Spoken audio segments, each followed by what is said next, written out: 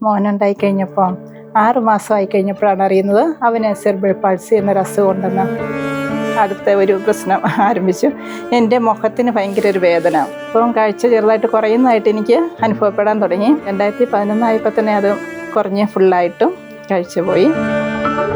അപ്പം ഞങ്ങളൊരു ബസ്സേ കയറാൻ പോയപ്പോഴാണ് ഇങ്ങനെ പെട്ടെന്ന് ഒരു സൈക്കിളുകാരൻ വന്ന് എന്നെ തട്ടാനായിട്ട് വന്ന പോലെ. ഇങ്ങനെ ഇരിക്കുമ്പോൾ ഒരു ഷോക്ക് അടിക്കുന്ന പോലെ തോന്നും. ഇവിടെ എല്ലാം കൂടി ഇടിഞ്ഞ് താഴോട്ട് പോരുന്ന പോലെ ഒരു തോന്നലായിരുന്നു. എന്തോ ഞാൻ ഓർക്കുന്ന എന്തോ ബ്ലഡ് ഒഴുകുന്നതെന്ന് ഓർത്താണ് ഞാൻ വാഷ് ബേസിൻ്റെ ഓടി പോയി തുപ്പിയൊക്കെ നോക്കി. പക്ഷേ ആ ഒരു പച്ചക്കറികളൊക്കെ അതൊക്കെ കണ്ണടച്ച് പിടിച്ചൊക്കെ അരിഞ്ഞ് നോക്കുമായിരുന്നു. കാഴ്ചയുള്ളപ്പം ഇതിന് യാതൊരു ഇൻവെസ്റ്റ്മെൻറ്റും ഇല്ലാതെ നമ്മുടെ അടുക്കളയിലെ സാധാരണ സ്റ്റൗവിൽ സാധാരണ ചീനിച്ചട്ടിയിലാണ് ഇത് തുടങ്ങിയത്. ഇടവക ദേവാലയത്തിൽ നിന്ന് 1000 കിലോയുടെ ഓർഡർ അവർക്ക് കൊടുക്കാവുന്ന പള്ളിയിലോട്ട്. ശരിക്കും മാതാവ് ഞങ്ങളുടെ സങ്കടവും ഇത് മനസ്സിൻ്റെ ബുദ്ധിമുട്ടൊക്കെ മനസ്സിലാക്കി അന്ന് അച്ഛനിലൂടെ ഞങ്ങളോട് സംസാരിച്ചതാണ്. ഞങ്ങളുടെ മോൻ്റെ പേര് തന്നെ ഇട്ട് അപ്പോസ് ഫുഡ്സ് എന്നൊരു പേരിലാണ് തുടങ്ങിയത്. നെയ്യപ്പത്ത് തുടങ്ങി ഏകദേശം ഒരു 25 പ്രോഡക്റ്റോളം നമ്മൾ ചെയ്യുന്നുണ്ട്. കഴിഞ്ഞ വർഷത്തെ ടേൺ ഓവർ പറയുകയാണെങ്കിൽ 75 ലക്ഷം 80-ന് ഇടയ്ക്ക് വരും.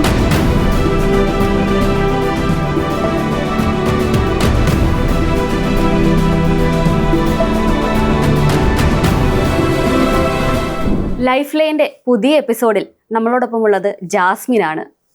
സെറിബ്രൽ പാൾസി രോഗവുമായി മകൻ പിറന്നതിൻ്റെ പിറ്റേ വർഷമാണ് ജാസ്മിന് കണ്ണിന് കാഴ്ച നഷ്ടപ്പെടുന്നത്. ഈ 2 സംഭവങ്ങളും ജാസ്മിൻ്റെ ജീവിതത്തെ ആകെ ഉലച്ചെങ്കിലും പിന്നീട് ജാസ്മിൻ സർവാധികം ശക്തിയോടുകൂടി പുറത്തു വന്നത് ഒരു സംരംഭകയുടെ വേഷത്തിലാണ്. അപ്പൂസ് ഫുഡ്സ് എന്ന ഒരു സംരംഭം കെട്ടിപ്പടുത്തുകൊണ്ട് ഉണ്ണിയപ്പത്തിൻ്റെ കച്ചവടവുമായി ജാസ്മിൻ ഇന്ന് നേടുന്നത് കോടികളുടെ വിറ്റുവരവാണ്.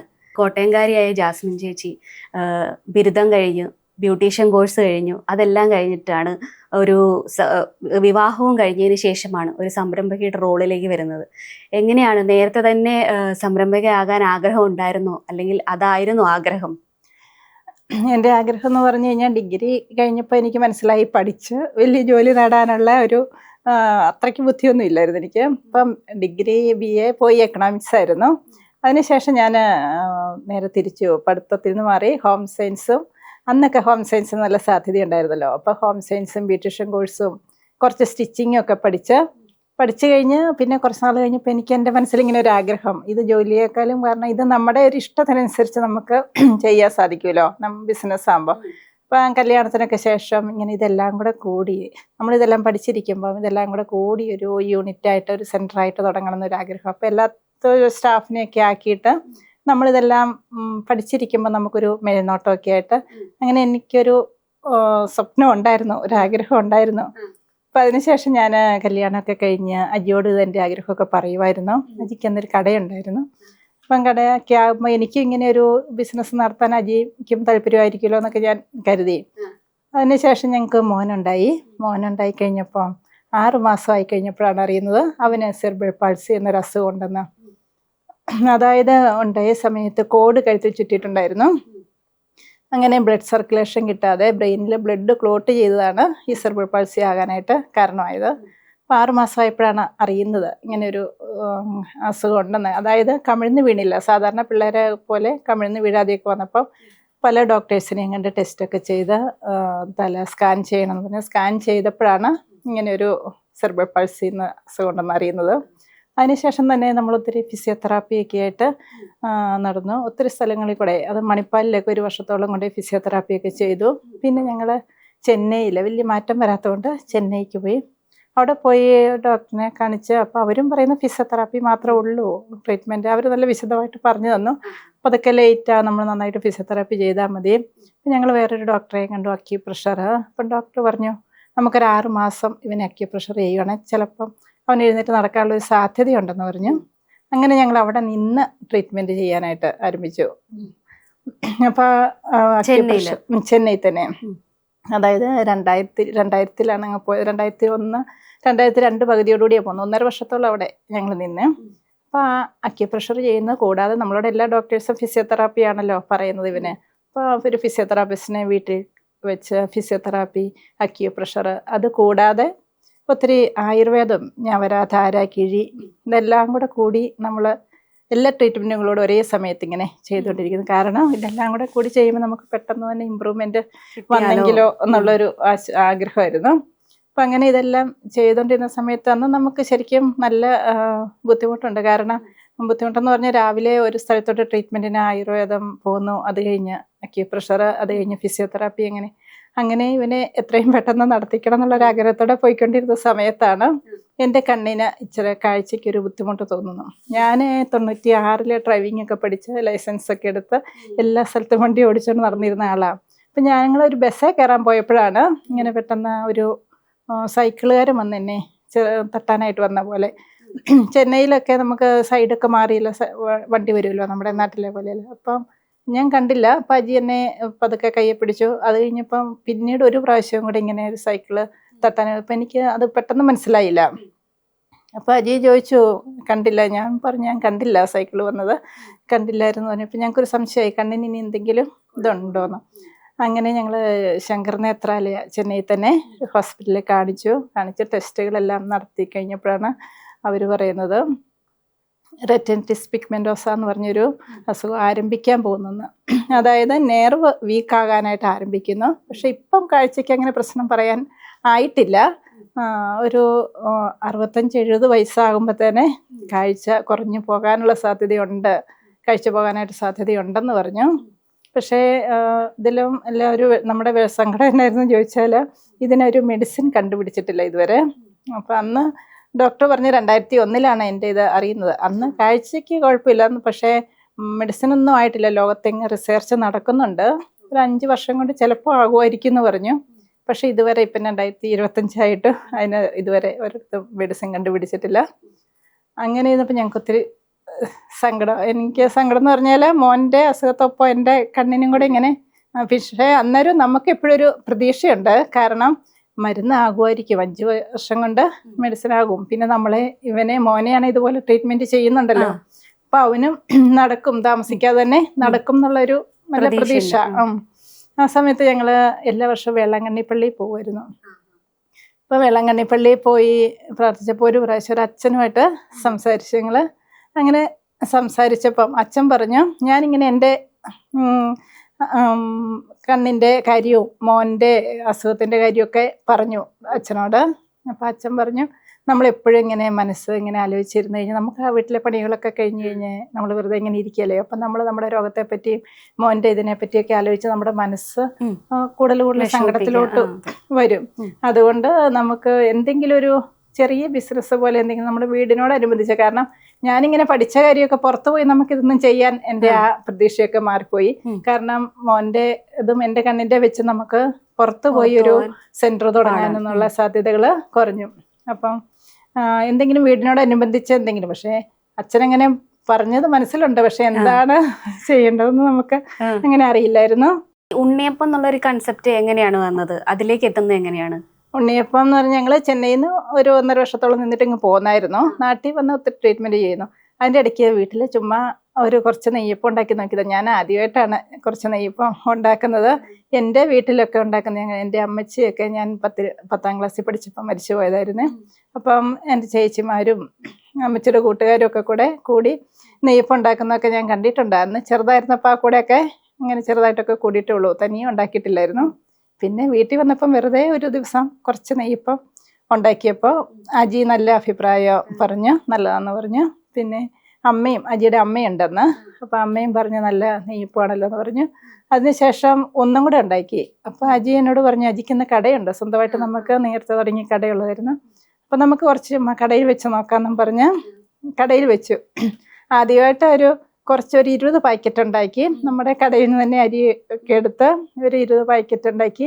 എനിക്കെന്നാ അടുക്കളയിലൊക്കെ സഹായിക്കാൻ, മോനെ നോക്കാനൊക്കെ ആയിട്ടൊരു കുട്ടി ഉണ്ടായിരുന്നു, ഒരു പെൺകുട്ടി ഉണ്ടായിരുന്നു. അപ്പം ഞാനെല്ലാം ഇട്ട് കൊടുക്കും, അതിനെ കൊണ്ട് കോരിച്ചൊക്കെ എടുത്ത് ഞങ്ങളൊരു 20 പാക്കറ്റാക്കി കടയിൽ വെച്ചു. അങ്ങനെ കടയിൽ വെച്ച് കഴിഞ്ഞപ്പം നമ്മുടെ നാട്ടിലുള്ള ആൾക്കാരുമില്ല, നമ്മുടെ സ്വന്തം കടയും ആയതുകൊണ്ട് അവർക്ക് അത് താല്പര്യത്തോടെ പെട്ടെന്ന് തന്നെ 1 മണിക്കൂർ കൊണ്ടത് തീർന്നു പോയി. അത് കഴിഞ്ഞപ്പോഴും നമ്മളിങ്ങനെ ഉണ്ടാക്കാനായിട്ട് അത്ര പിന്നെ നോക്കിയില്ല, കടയിൽ വെക്കാനായിട്ട് അങ്ങനെ നമ്മൾ ശ്രമിച്ചില്ല. അപ്പം ആളുകൾ ചോദിക്കാൻ തുടങ്ങി, കുറച്ചുണ്ടാക്കി വെക്കാൻ മേലായിരുന്നു എന്ന്.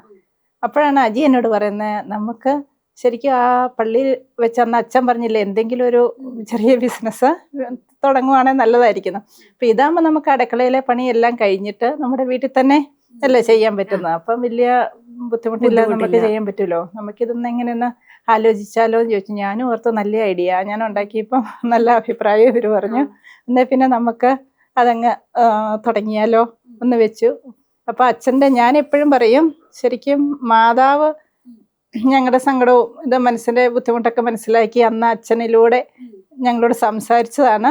ഞങ്ങളുടെ മോൻ്റെ പേര് തന്നെ ഇട്ട് അപ്പൂസ് ഫുഡ്സ്, അപ്പൂസ് ഫുഡ്സ് എന്നൊരു പേരിലാണ് തുടങ്ങിയത്. അങ്ങനെ കടയിൽ വെച്ച് കൂടുതൽ ആളുകൾ ചോദിക്കാൻ തുടങ്ങി. അങ്ങനെ ചെറുതായിട്ട് തുടങ്ങി. അപ്പൊ ചേച്ചിയുടെ വീട്ടിലെ അടുക്കളയിൽ നിന്നാണ് ഇത് ഉണ്ടാക്കാൻ തുടങ്ങുന്നത്? അതെ അതെ. പിന്നെ എങ്ങനെയാണ് ഈ ബിസിനസ് വ്യാപിപ്പിക്കാനും അല്ലെങ്കിൽ പിന്നീട് പല പല സ്ഥലങ്ങളിലേക്കൊക്കെ കച്ചവടം നടത്താനും ഒക്കെ വഴിയുണ്ടായത്? അപ്പം ഞങ്ങൾ കടയിൽ വെച്ച് കഴിഞ്ഞപ്പം ഈ റൂട്ട് സെയിലിന് ഉള്ള ആളുകൾ നമ്മുടെ കടയിൽ സാധനങ്ങൾ വിൽക്കാനായിട്ട് വരുമായിരുന്നു.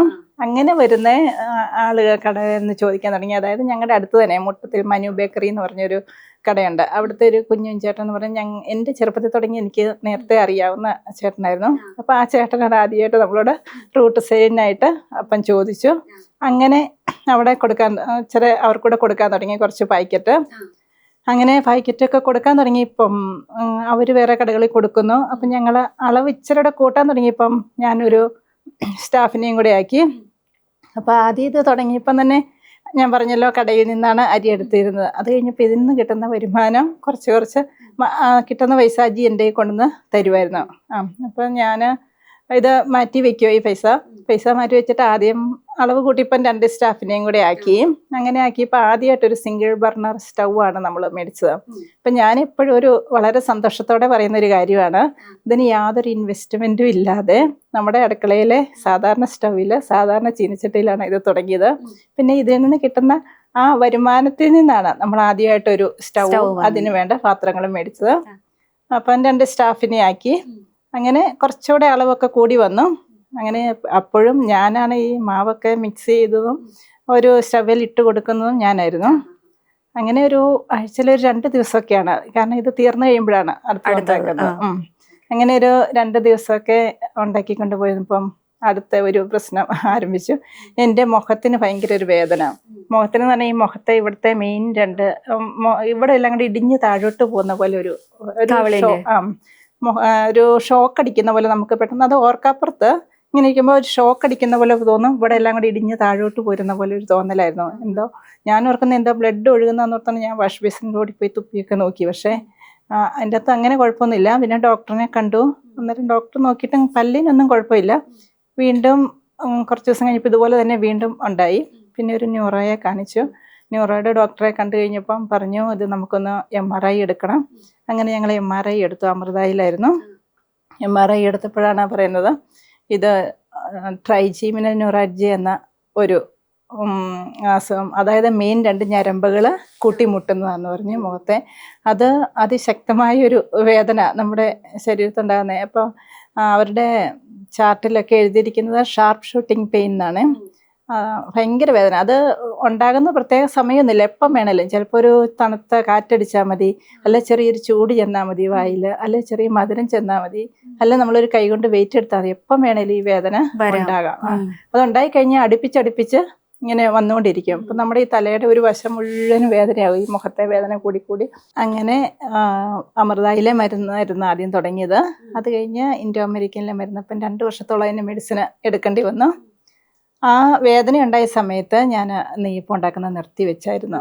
കാരണം ഇട്ട് കൊടുക്കുന്നത് ഞാനായിരുന്നു, മാവ് മിക്സ് ചെയ്യുന്നതും എല്ലാം ഞാനായതുകൊണ്ട് കുറേ നാളത്തേക്ക് ഉണ്ടാക്കുന്നങ്ങ് നിർത്തി വെച്ചു. പിന്നെ വേദനയൊക്കെ കുറഞ്ഞു കഴിഞ്ഞപ്പോൾ ഞങ്ങൾ വീണ്ടും സ്റ്റാർട്ട് ചെയ്തു. അപ്പോൾ അസുഖം പൂർണ്ണമായിട്ട് മാറിയോ? പൂർണ്ണമായിട്ട് മാറുന്നതിന് മുന്നേ വേദനയൊക്കെ കുറച്ച് കുറഞ്ഞ് വന്നപ്പോൾ തന്നെ വീണ്ടും ഞാൻ ആരംഭിച്ചു. പിന്നെ ആ സമയത്ത് ഞങ്ങൾ പുതിയൊരു വീടൊക്കെ വെച്ചായിരുന്നു. ആ വീട് വെച്ചപ്പം ഞങ്ങൾ അതിൻ്റെ വർക്ക് ഏരിയ അതിനുള്ള ഒരു സൗകര്യത്തിന്, ഒരു 4 പേർക്ക് സ്റ്റാഫിന് നിന്ന് പണിയാനുള്ള ഒരു സൗകര്യത്തിന് ചുറ്റിന് സ്ലാബൊക്കെ ആക്കി അങ്ങനെയാണ് ഉണ്ടാക്കിയത്. അങ്ങനെ വീണ്ടും നെയ്യപ്പൊക്കെ ഉണ്ടാക്കാൻ തുടങ്ങിയ ഒരു 4 സ്റ്റാഫ് എക്സ്ട്രാ ഒരു 2 പേരുടെ കാണും. ഇവരാരെങ്കിലും അവധി എടുക്കുമ്പോൾ അങ്ങനെ ഒരു വീണ്ടും മുന്നോട്ട് ശക്തിയോട് പോയി. ആഴ്ചയിൽ ഒരു 3 ദിവസമൊക്കെ. അപ്പോൾ ഒരു ദിവസം ഒരു 60 കിലോ നെയ്യപ്പമൊക്കെ ഉണ്ടാക്കും. അങ്ങനെയായിട്ട് കുഴപ്പമില്ല. അപ്പോൾ ആ സമയത്തും ഞങ്ങളുടെ ട്രീറ്റ്മെൻറ്റുകളെല്ലാം മോൻ്റെ ട്രീറ്റ്മെൻറ്റുകൾ പലതും നോക്കുന്നുണ്ട് ഇവിടെ. ഞങ്ങൾ മൈസൂർ, വയനാട് അങ്ങനെയുള്ള സ്ഥലങ്ങളിൽ കൂടെ എല്ലാം ട്രീറ്റ്മെൻറ്റുകൾ നോക്കുന്നുണ്ട്. അതുപോലെ എനിക്കും പല പല എനിക്ക് ഇതിന് മെഡിസിൻ ഒന്നും കണ്ടുപിടിച്ചിട്ടില്ലെന്ന് പറഞ്ഞാലും ആയുർവേദത്തിലും അങ്ങനെയൊക്കെ കാണിക്കുമ്പോൾ അവർ പറയും ഇത് മാറ്റം വരും, കാഴ്ച കിട്ടും. എവിടെ കാണിച്ചാലും പറയും ഇവർ കാഴ്ച കിട്ടും എന്നൊക്കെ പറഞ്ഞുകൊണ്ട് ഞങ്ങൾ പല ട്രീറ്റ്മെൻറ്റുകളും ഹോമിയോയും സിദ്ധവൈദ്യവും ആയുർവേദവും അങ്ങനെയെല്ലാം മോനും ചെയ്യുന്നുണ്ട്. ഇങ്ങനത്തെ ട്രീറ്റ്മെൻറ്റുകളെല്ലാം ഒപ്പം ഫിസിയോതെറാപ്പിയും ചെയ്യുന്നുണ്ട്. അങ്ങനെ ഈ ട്രീറ്റ്മെൻറ്റുകളെല്ലാം ചെയ്യുന്നു. ആ ഒപ്പം തന്നെ നെയ്യപ്പവും ഉണ്ടാക്കുന്നുണ്ട് ആഴ്ചയിലൊരു 3 ദിവസം. അങ്ങനെ വലിയ കുഴപ്പമില്ലാതെ പോയിക്കൊണ്ടിരുന്നപ്പം വീണ്ടും അടുത്ത പ്രശ്നങ്ങൾ ആരംഭിക്കുകയാണ്. എൻ്റെ കണ്ണിൻ്റെ കാഴ്ച കുറയാൻ തുടങ്ങി. അതുവരെ കാഴ്ചയ്ക്ക് കുറവൊന്നുമില്ല, ബുദ്ധിമുട്ട്. ഞാൻ ഡ്രൈവ് ചെയ്യുകയൊക്കെ ചെയ്യുമായിരുന്നു ആ സമയത്തും. അപ്പം കാഴ്ച ചെറുതായിട്ട് കുറയുന്നതായിട്ട് എനിക്ക് അനുഭവപ്പെടാൻ തുടങ്ങി. അപ്പം ഞങ്ങൾ എല്ലാ വർഷവും ചെന്നൈയിൽ ശങ്കർ നേത്രാലയിൽ തന്നെയാണ് ഈ കണ്ണ് ടെസ്റ്റ് ചെയ്യാനായിട്ട് പോയിക്കൊണ്ടിരുന്നത്. അവിടെ പോയി അപ്പം ഡോക്ടറോട് ഞാൻ പറഞ്ഞു ഇങ്ങനെ എൻ്റെ കണ്ണിന് കാഴ്ച ഇച്ചിരി കുറയുന്നതായിട്ട് തോന്നുന്നുണ്ട് എന്ന് പറഞ്ഞു. അപ്പം ഡോക്ടർ ടെസ്റ്റ് എല്ലാം ചെയ്ത് കഴിഞ്ഞപ്പം പറഞ്ഞു കാഴ്ച സൈഡ് വ്യൂ കുറയാൻ തുടങ്ങിയിട്ടുണ്ട്, അതോടൊപ്പം തന്നെ കാറ്ററാക്റ്റും തുടങ്ങിയിട്ടുണ്ട് കണ്ണിന്. അപ്പം കാറ്ററാക്റ്റിന് സർജറി ചെയ്യുവാണെങ്കിൽ കുറച്ചും കൂടെ ഇമ്പ്രൂവ്മെൻറ്റ് ആകുമായിരിക്കും എന്ന് പറഞ്ഞു. അങ്ങനെ ഞങ്ങൾ 2008 കണ്ണിന് സർജറി ചെയ്തു, ഒരു കണ്ണിന്. അപ്പം അങ്ങനെ സർജറി ചെയ്തിട്ടും എനിക്ക് വലിയ മാറ്റങ്ങളൊന്നും വന്നില്ല. കാരണം എനിക്കൊന്ന് നെർവിൻ്റെ പ്രശ്നമാണല്ലോ ഈ കാഴ്ച പറയുന്നത്, അതുകൊണ്ടായിരിക്കും. നെർവിൻ്റെ കുറഞ്ഞു വരുന്നതനുസരിച്ച് വലിയ മാറ്റങ്ങളൊന്നും വന്നില്ല. പക്ഷെ ഞാൻ ഈ സർജറിക്ക് ശേഷം സ്റ്റൗവിന് ഞാനായിരുന്നു ഈ 4 പേര് സ്റ്റാഫ് ഉണ്ടെന്ന് പറഞ്ഞാലും ഒരു സ്റ്റൗവേ ഞാൻ ഇട്ട് കൊടുക്കും. എനിക്ക് ഭയങ്കര ഇഷ്ടമായിരുന്നു ഇതിൻ്റെ ഈ പണികളൊക്കെ. അപ്പം ഞാൻ ഈ സർജറിക്ക് ശേഷം സ്റ്റൗവിൻ്റെ അടുത്ത് നിൽക്കുന്നത് മാറി. പക്ഷേ ഇവരുടെ കൂടെ തന്നെ എല്ലാത്തിനും മിക്സ് ചെയ്ത് കൊടുക്കാനും പാക്കിങ്ങിനൊക്കെ കൂടാനായിട്ട് ആ കൂടെ തന്നെ കാണുമായിരുന്നു. രാവിലെ അടുക്കളയിലെ ജോലികളൊക്കെ തീർത്തിട്ട് ആ കൂടെ തന്നെ കൂടുമായിരുന്നു. അങ്ങനെ 2008 പതുക്കെ കാഴ്ചയൊക്കെ കുറയാൻ തുടങ്ങി കഴിഞ്ഞപ്പം എന്നോട് പലരും ഇങ്ങനെ ചോദിക്കും. ഞാൻ പറയും എൻ്റെ കണ്ണിൻ്റെ കാഴ്ച കുറയാൻ തുടങ്ങി. മോനാണേലും ഇപ്പോഴും വലിയ മാറ്റങ്ങളൊന്നും വന്നിട്ടില്ല. അവന് 10 വയസ്സാകാറായി, അപ്പോഴേക്കും 9 വയസ്സൊക്കെ ആയി. പക്ഷേ വലിയ മാറ്റങ്ങളൊന്നും ആയിട്ടില്ല. പക്ഷേ ട്രീറ്റ്മെൻറ്റുകളെല്ലാം ചെയ്യുന്നുണ്ട്. അപ്പോൾ ഒപ്പം എൻ്റെ കണ്ണിൻ്റെയും കൂടെ കാഴ്ച കുറയാനായിട്ട് തുടങ്ങിക്കഴിഞ്ഞപ്പം എന്നോട് ആളുകൾ ചോദിക്കാൻ തുടങ്ങി, ജാസ്മിനെ ഇനി ശരിക്കും മോനും ആയില്ല, ജാസ്മിൻ്റെ കണ്ണിൻ്റെ കാഴ്ച കുറയലാന്ന് പറഞ്ഞിട്ടും കുറഞ്ഞ് പോകുന്നുണ്ടല്ലോ, അപ്പോൾ എന്ത് ചെയ്യും അങ്ങനെ വന്നു കഴിഞ്ഞാൽ. അപ്പോൾ എൻ്റെ മനസ്സിനെ അതൊരു ശരിക്കും ഒരു ഒലച്ച ഒരു സംഭവമായിട്ട് മാറി. കാരണം ആ ചോദ്യങ്ങൾ നമ്മളോട് ചോദിക്കുമ്പോൾ നമ്മുടെ മനസ്സിൽ നമുക്കൊരു ഉത്തരവില്ലെന്നല്ല. ഇങ്ങനെ എന്ന് പറയുമ്പോൾ കാഴ്ച കുറഞ്ഞു പോയി ഇതൊക്കെ എങ്ങനെ ചെയ്യാൻ പറ്റും?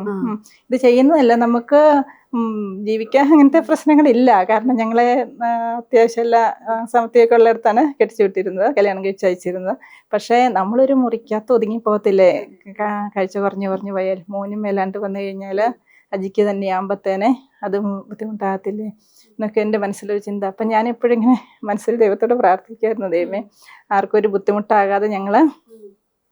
ഞാൻ ആ സമയത്തൊക്കെ നമ്മൾ അടുക്കളയിൽ സ്റ്റാഫുണ്ട് അടുക്കളയിൽ ജോലിക്കായിട്ട്. പക്ഷേ ഞാൻ ഈ കറികളൊക്കെ പച്ചക്കറികളൊക്കെ പതുക്കെ കണ്ണടച്ച് പിടിച്ചൊക്കെ അരിഞ്ഞു നോക്കുമായിരുന്നു. കാഴ്ചയുള്ളപ്പം ഉള്ള സമയത്ത് തന്നെ കണ്ണടച്ച് പിടിച്ച്, അതുപോലെ ഇറച്ചിയൊക്കെ ഞെറുക്കുമ്പം കണ്ണടച്ച് പിടിച്ച് കത്തിയുടെ മുന്നായിട്ടിരുന്ന് ഞെറുക്കി നോക്കി. അപ്പം ഇച്ചിരി പാടൊക്കെ ഉണ്ട് നമ്മളാദ്യം, പക്ഷേ വലിയ കുഴപ്പമില്ലാതെ മീനൊക്കെ വെട്ടുമ്പോൾ ഞാൻ പതുക്കെ അടച്ച് തന്നെ അങ്ങ് പിടിക്കും കാഴ്ചയുണ്ടെങ്കിലും. പക്ഷേ ഞാനങ്ങനെ വെട്ടിയൊക്കെ അപ്പൊ അങ്ങനെയൊക്കെ പ്രാക്ടീസ് ചെയ്യുമ്പോൾ ചേച്ചിക്ക് നല്ല വിഷമം തോന്നിയില്ല? അതെങ്ങനെ ഓവർകം ചെയ്തത്? ഇത് പക്ഷേ ഈ നമ്മൾ ഒരിക്കലും എന്ത് സാഹചര്യത്തിൽ ഏതിൽ വന്നാലും നമ്മൾ പുറകോട്ട് പോകരുത്, തളരരുത് എന്നുള്ളൊരു മനസ്സിലൊരാഗ്രഹമുണ്ട്. അല്ലെങ്കിൽ നമ്മളിങ്ങനെ ഒരിടത്തോട്ടായി പോയി കഴിഞ്ഞാൽ, ഒരു മുറിയിലോട്ടായി പോയി കഴിഞ്ഞാൽ ഞങ്ങൾ ആകപ്പാടെ ഒന്നുകൂടെ അപ്പം നമുക്ക് ആർക്കും ഒരു ബുദ്ധിമുട്ടാകാതെ നമുക്ക് മുന്നോട്ട് ജീവിക്കണം എന്നുള്ളൊരു മനസ്സിൽ ഒരാഗ്രഹം. അങ്ങനെ നമ്മൾ തളർന്നു പോകരുത്. നമുക്ക് എന്തൊക്കെ വന്നാലും ഇപ്പം കാഴ്ച കുറഞ്ഞു പോകാൻ തുടങ്ങിയപ്പോൾ എനിക്ക് പറഞ്ഞ പോലെ 10-65 വയസ്സ് വരെ നിൽക്കുന്നൊന്നും എനിക്ക് തോന്നിയില്ല. അതിന് മുന്നേ കുറഞ്ഞു പോയിട്ടുണ്ടെങ്കിൽ നമ്മൾ എന്ത് ചെയ്യും? അപ്പം അതിന് വേണ്ടിയിട്ട് അപ്പം ഞാൻ തന്നെയുള്ളപ്പോഴാണ് ഇതൊക്കെ കണ്ണൊക്കെ അടച്ചു പിടിച്ച് ആരും ഉള്ളപ്പം ആരുടെയും കാങ്കലിങ്ങനെ നിൽക്കത്തില്ല, അല്ലാതെ തന്നെ. അപ്പം ഇതെങ്ങനെ ചെയ്യാൻ പറ്റും അപ്പം എങ്ങനെ മുന്നോട്ട് പോകണമെന്ന് നമ്മൾ ഒന്ന് പ്രാക്ടീസ് ചെയ്ത് നോക്കി. അങ്ങനെ അപ്പം വലിയ കുഴപ്പമില്ല, ചെയ്യാൻ പറ്റുന്നുണ്ട്. അങ്ങനെ പോയിക്കൊണ്ടിരുന്നു. അപ്പോൾ ആ സമയത്ത് 2009 അൽഫോൻസാമ്മ വിശുദ്ധയായവർ, നമ്മുടെ ഭാരതത്തിലെ ആദ്യത്തെ വിശുദ്ധ ഭരണങ്ങാനത്ത് അൽഫോൻസാമ്മ വിശുദ്ധയായിട്ടുള്ള വർഷം 2009 തിരുനാളിനോടനുബന്ധിച്ച് ഞങ്ങളോട് ഭരണങ്ങാനത്ത് ഇടവക ദേവാലയത്തിൽ നിന്ന് 1000 കിലോയുടെ ഓർഡർ. ഞങ്ങളന്ന് കടകളിൽ കുറച്ച് പാല സന്ധ്യയിലൊക്കെ കൊടുക്കുന്നുണ്ട്. അപ്പോൾ സന്ധ്യ ബേക്കറിയിലോട്ടാണ് അവർ ചോദിച്ചത് 1000 കിലോ നെയ്യപ്പം അവർക്ക് കൊടുക്കാവുന്ന പള്ളിയിലോട്ട്. അപ്പം ഞങ്ങളോട് വിളിച്ചു ചോദിച്ചപ്പോൾ ഞാൻ പറഞ്ഞില്ലേ, നമുക്ക് കുറച്ച് സ്റ്റാഫേ ഉള്ളൂ, അതിനുള്ള സ്റ്റൗവും പാത്രങ്ങളൊക്കെ ഉള്ളൂ. അപ്പം എൻ്റെ കണ്ണിനും ഇങ്ങനെ ബുദ്ധിമുട്ടാകാൻ തുടങ്ങിയിട്ടുണ്ട് ആ സമയത്താണ്. അപ്പോൾ എന്ത് ചെയ്യും, ഞാനിങ്ങനെ സ്റ്റാഫിനോട്, നമ്മുടെ കൂടെയുള്ളവരോട് ചോദിച്ചു, ഇങ്ങനെ നമുക്ക് പറ്റുമോ? അപ്പോൾ അവർ പറഞ്ഞു, നടക്കുമോ, ഇത്ര 1000 കിലോ എന്ന് പറഞ്ഞു കഴിഞ്ഞാൽ ചെറിയ ഇതല്ലല്ലോ, നമ്മളൊരു ദിവസം ഒരു 60 കിലോയൊക്കെയാണ് ഉണ്ടാക്കുന്നത്. അപ്പോൾ ഇത്രയും കൊടുക്കണമെങ്കിൽ അപ്പം ഞാനും ഓർക്കുന്നു, ശരിക്കും ദൈവം നമുക്കൊരു കച്ചിത്തിരുമ്പ് ഇട്ട് തന്നതായിരുന്നു അത്.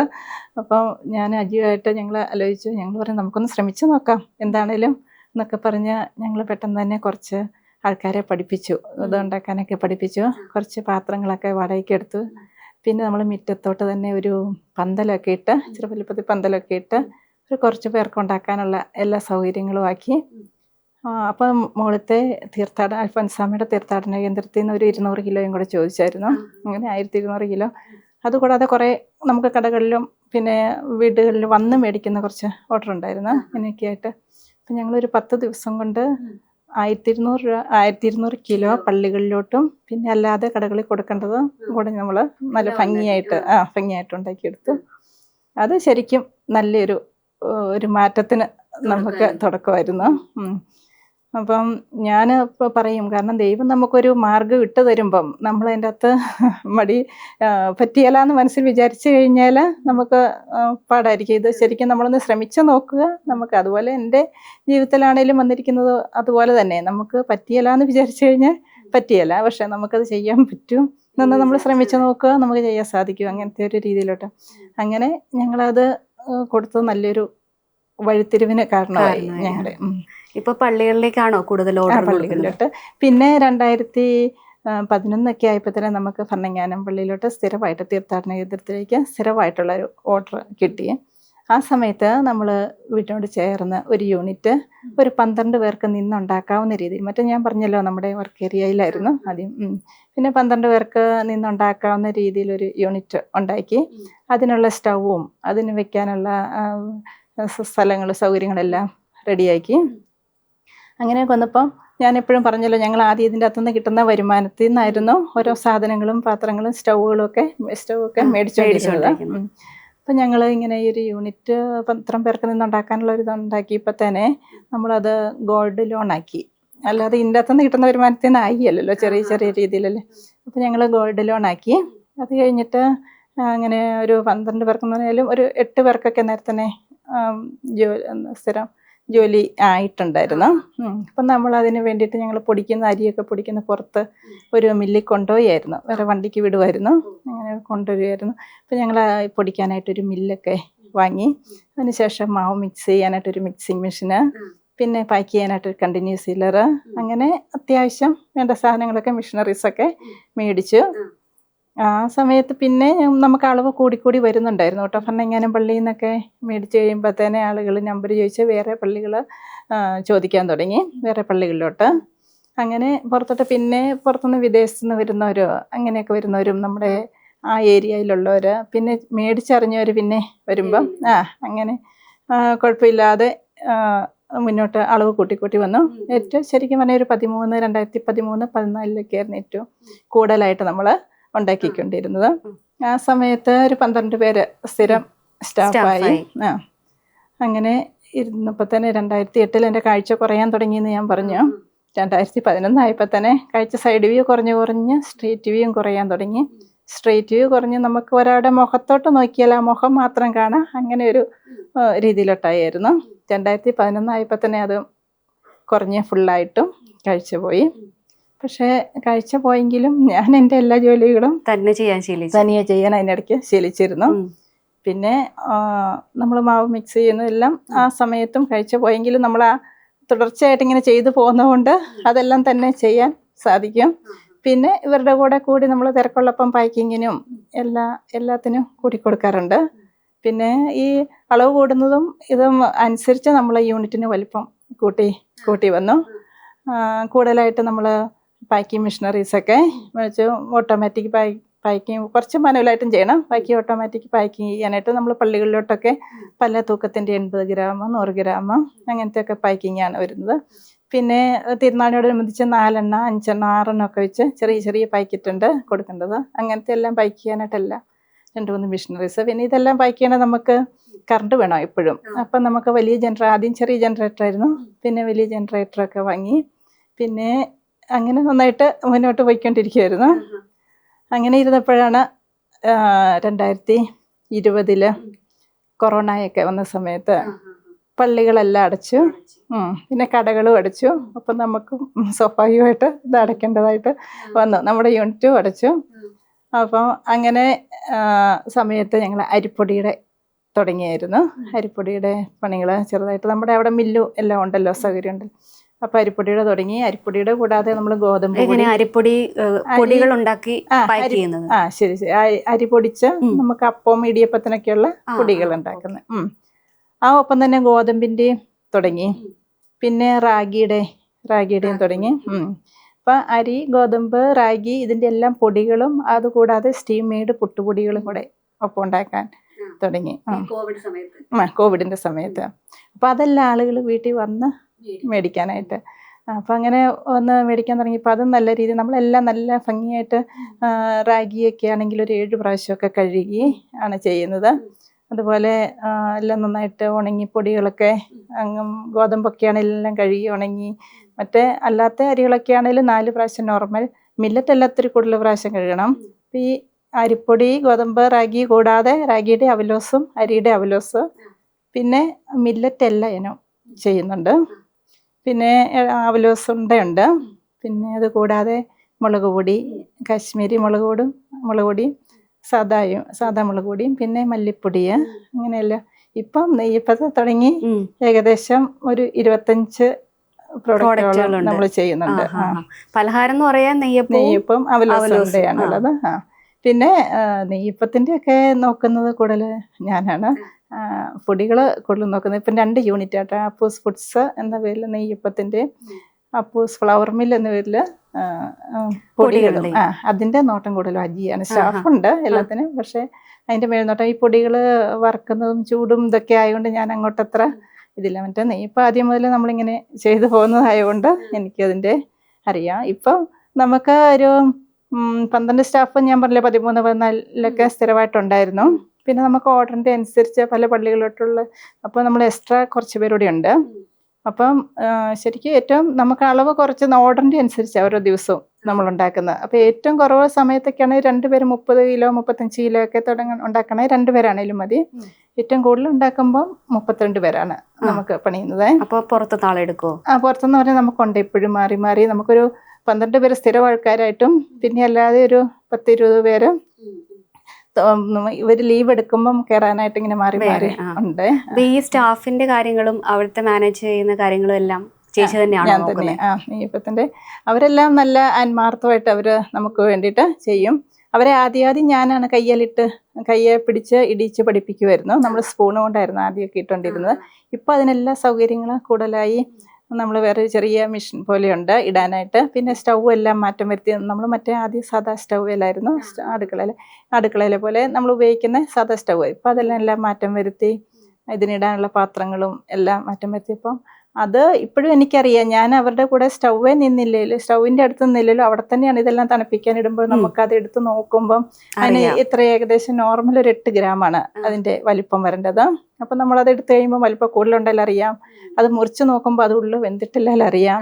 അത് നമ്മൾ നെക്കി നോക്കുമ്പോൾ അതിൽ സോഫ്റ്റ്നെസ് കുറവാണോ എന്നൊക്കെ അറിയാം. അപ്പോൾ അതിൻ്റെ അനുസരിച്ച് തീ അഡ്ജസ്റ്റ് ചെയ്യാനും എല്ലാം ഞാൻ പറഞ്ഞു കൊടുക്കാനായിട്ട് കൂടെ കാണും എപ്പോഴും. പിന്നെ ഇപ്പോഴും മാവ് മിക്സ് ചെയ്ത് കൊടുക്കുന്നത് ഞാൻ തന്നെയാണ് ഇവർക്കുണ്ടാക്കാനുള്ളത്. ഇപ്പം പെരുന്നാളിന് അൽഫോൻസാമ്മയുടെ തിരുനാളിനൊക്കെ 500, 550, 600 കിലോയ്ക്കൊക്കെ ഇടയ്ക്ക് ഓരോ ദിവസവും ഉണ്ടാക്കുന്നത്.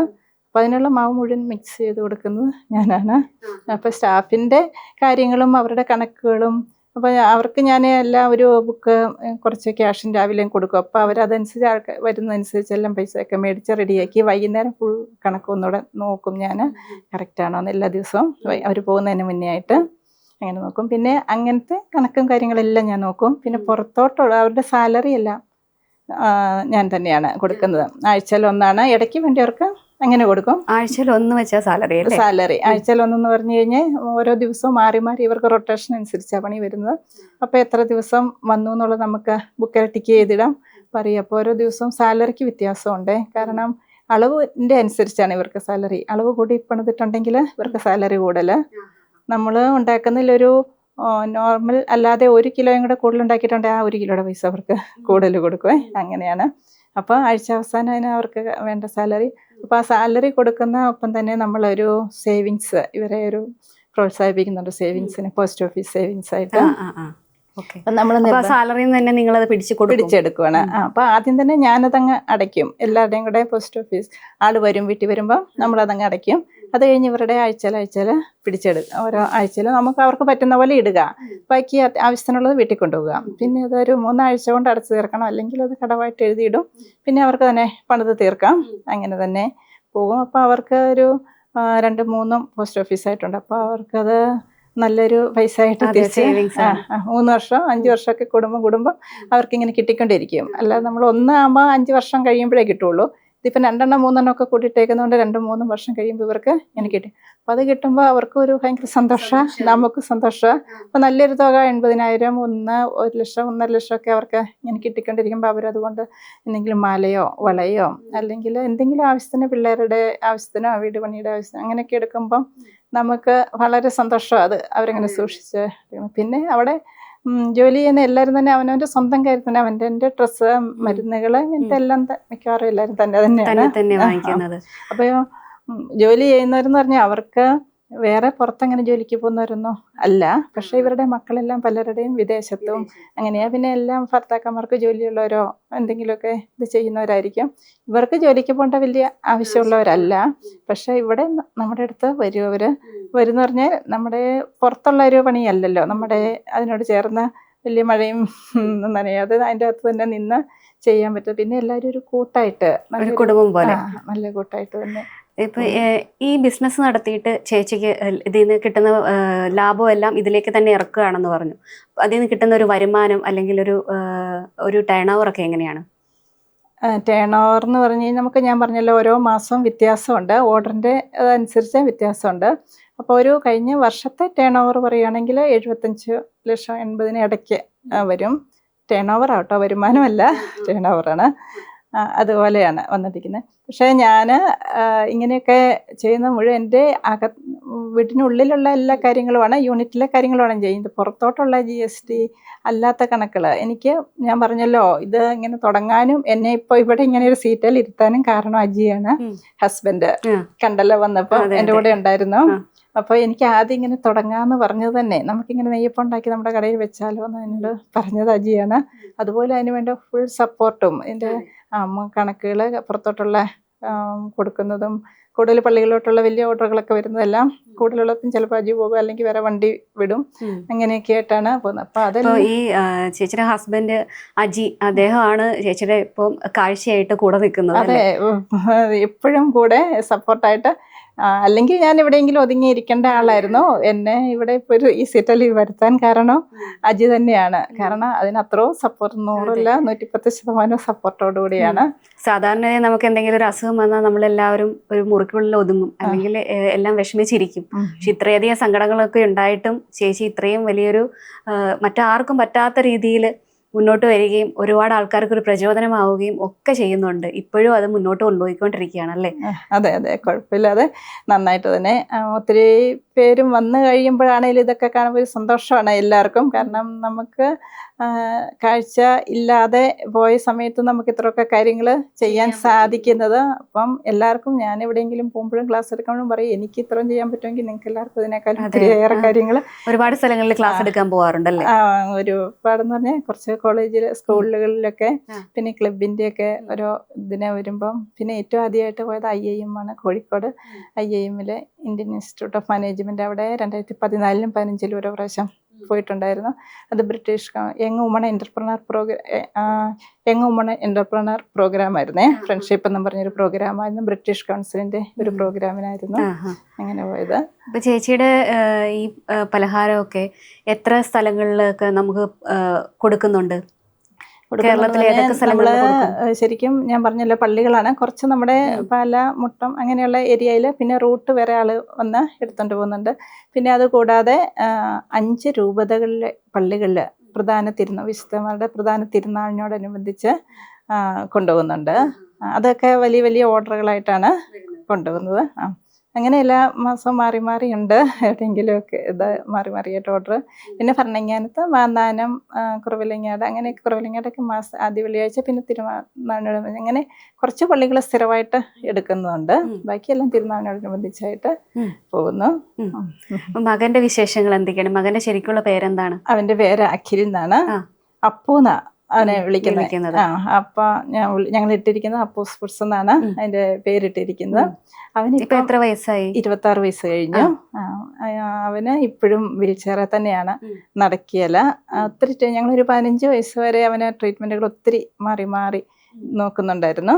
പക്ഷേ എനിക്കും ട്രീറ്റ്മെന്റുകൾ ഒത്തിരി അല്ലാതെ ഇംഗ്ലീഷ് അതല്ലാതെ അലോപ്പതി അല്ലാതെ എഴുതും. പക്ഷെ ഇപ്പൊ ഞങ്ങളൊരു 10-12 വർഷമായിട്ട് യാതൊരു മരുന്നും, എനിക്ക് കണ്ണിന് വേദന ഉണ്ടാകാറുണ്ട്, അതിന് വേണ്ടിയിട്ട് എടുക്കുന്നുണ്ട്. അല്ലാതെ വേറെ ഒരു മെഡിസിനും അവനും എടുക്കുന്നില്ല. പിന്നെ വീൽചെയറിൽ തന്നെ ഇങ്ങനെ അവനെ എഴുന്നേറ്റ് TV കാണും. പിന്നെ അവരുടെ അടുത്ത് കുറച്ച് നേരം നെയ്യപ്പം ഉണ്ടാക്കുന്ന അവിടെ വീൽചെയറിൽ പോയിരിക്കും. അവരോട് ഭയങ്കര കൂട്ടാണ്. അവരോട് അവൻ്റെ സംസാരം നമ്മുടെ നോർമൽ പോലെ എല്ലാ വാക്കുകളും അത്ര ക്ലിയർ ആകില്ല. പക്ഷെ അവർക്കെല്ലാം മനസ്സിലാകും. അവൻ പറയും, ഇവർക്ക് അങ്ങോട്ടും ഇങ്ങോട്ടും മനസ്സിലാകും. അവരെല്ലാം നല്ല കൂട്ടായിട്ട് ഇവനെയാണെങ്കിലും ഇന്നിപ്പം ഞാൻ പോകുന്നപ്പോഴെല്ലാം അവരുടെ അടുത്താക്കിയിട്ടാണ്. അവൻ കെട്ടിൽ TV ഒക്കെ കണ്ടുകൊണ്ട് കിടന്നോളും. ഇതെല്ലാം ചാനലെല്ലാം മാറ്റി മാറ്റി കാണുകയും യൂട്യൂബും അങ്ങനെ റിമോട്ട് കൊടുത്താൽ മതി, എല്ലാം അവന് ഇഷ്ടമുള്ളതെല്ലാം അവൻ നോക്കി അങ്ങനെ കണ്ടോളും. അവന് ഹാപ്പി ആയിട്ട് പോകുന്നു മുന്നോട്ട്. ചേച്ചിയുടെ മുന്നോട്ടുള്ള ഇനി പ്ലാനുകൾ എന്തൊക്കെയാണ്? ഈ കച്ചവടത്തിലൊക്കെ ആയാലും ജീവിതത്തിലായാലും ഇനി മുന്നോട്ട് എന്തൊക്കെ പ്ലാനുകളാണുള്ളത്? ഇനിയുള്ള പ്ലാൻ എന്ന് പറഞ്ഞാൽ ഇത് തന്നെ, നന്നായിട്ട് നമ്മളെ കൊണ്ടാവുന്ന രീതിയിൽ ഭംഗിയായിട്ട് തന്നെ മുന്നോട്ട് കൊണ്ടുപോകുക എന്നുള്ളതാണ്. പിന്നെ കുറച്ചും കൂടെ ഇതൊന്ന് വിപുലീകരിച്ച് നന്നായിട്ട് തന്നെ കൊണ്ടുപോകണമെന്നുണ്ട്. നമ്മൾ ചെയ്യുന്ന അത്രയും കാര്യം നല്ല ഭംഗിയായിട്ട് വൃത്തിയായിട്ട് ഇത് ചെയ്യുക എന്നുള്ളതാണ്. പിന്നെ നമ്മുടെ ജീവിതം, എനിക്ക് ആദ്യമൊക്കെ ഇങ്ങനെ ക്ലാസ് എടുക്കാനും ഇതൊക്കെ പോകുമ്പോൾ എനിക്ക് ആദ്യം ഇച്ചിരി മടിയുണ്ടായിരുന്നു. ഇങ്ങനെ സ്റ്റേജിലൊക്കെ പോയി നിൽക്കാനും നമുക്കതിനുള്ളൊരു ധൈര്യമുണ്ട്. പക്ഷെ അജി എന്നെ അന്നും പ്രോത്സാഹിപ്പിക്കും. കാരണം നമ്മുടെ ജീവിതം കൊണ്ട് നമ്മുടെ ജീവിതാനുഭവം പറയുമ്പം ഒത്തിരി പേർക്ക്, ഒരു 100 പേര് കേൾക്കുമ്പോൾ ഒരാൾക്കെങ്കിലും അതൊരു മോട്ടിവേഷൻ ആകുവാണെങ്കിൽ അതൊത്തിരി അതുപോലെ ഒത്തിരി അനുഭവങ്ങളും വന്നിട്ടുണ്ട് കേട്ടോ. നമ്മൾ ഓരോരുത്തരെ പറയുമ്പോഴും, ആദ്യം ഒരു വനിതാ മാഗസിനിൽ വന്നിട്ടുണ്ടായിരുന്നു. അപ്പോഴൊക്കെ കുറേ ലെറ്ററുകളും ഫോണും. അപ്പോൾ ഒത്തിരി നിരാശപ്പെട്ടിരിക്കുന്നവർ എൻ്റെ ഇത് കേട്ടിട്ട് ഞാൻ ഇനി മുന്നോട്ട് ജീവിക്കും, ഇത്രയൊന്നും പ്രശ്നം എനിക്കില്ല എന്നും പറഞ്ഞുകൊണ്ട്, അതുപോലെ ഓരോ ക്ലാസ് എടുക്കാനൊക്കെ പലരും പറയുന്നുണ്ട്, ഞങ്ങളുടെ ജീവിതമാണ് ഏറ്റവും പ്രശ്നം എന്ന് ഓർത്തണം, ഇതൊന്നും അപ്പോൾ ഒന്നുമല്ല, അപ്പം ഞങ്ങൾക്കും ജീവിക്കാനൊരു പ്രചോദനം. എനിക്ക് ഇത്ര ബുദ്ധിമുട്ടുള്ളപ്പോഴും ഞാനിങ്ങനെ സന്തോഷമായിട്ട് മുന്നോട്ട് പോകുമ്പോൾ ഞങ്ങൾക്കും വലിയ കുഴപ്പമില്ല, സന്തോഷമായിട്ട് തന്നെ പോകാൻ പറ്റണം എന്ന് പറഞ്ഞിട്ട് അതൊക്കെയാണ് നമ്മുടെ ജീവിതത്തിന്റെ ഒരു സന്തോഷം എന്ന് പറയുന്നത്. ജാസ്മിൻ ചേച്ചിയുടെ നെയ്യപ്പം ചേച്ചിയുടെ തന്നെ ഒരു സീക്രട്ട് ഒരു ഇൻഗ്രീഡിയൻറ്റിൽ നിന്ന് ഉണ്ടായേക്കുന്ന ഒരു സംഭവമാണ്. അത് ലോകം മുഴുവനും അല്ലെങ്കിൽ ആളുകൾക്ക് എല്ലാം ഇഷ്ടപ്പെട്ട ഒരു രുചിയും കൂടിയാണ്. ആ രുചിക്കൊപ്പം തന്നെ ചേച്ചി എല്ലാവരെയും ഒരു മോട്ടിവേഷൻ കൊടുക്കുകയും എല്ലാവർക്കും ഒരു പ്രചോദനമാണ് അല്ലേ? ചേച്ചിയുടെ ജീവിതം തന്നെ എല്ലാവർക്കും ഒരു പ്രചോദനമാണ്. ഇനി മുന്നോട്ടും ഇത് കാണുന്ന ആർക്കെങ്കിലും ഇതുപോലെ മുന്നോട്ട് വരണമെന്നും ജീവിതത്തിൽ സക്സസ് ഉണ്ടാവണമെന്നും ഒക്കെ ആഗ്രഹമുണ്ടെങ്കിൽ ഇത് ചേച്ചിയിലൂടെ സാധിക്കട്ടെ, ഒരാൾക്കെങ്കിലും സാധിക്കുന്നെങ്കിൽ സാധിക്കട്ടെ എന്ന് നമുക്ക് ആശംസിക്കാം. Thank you.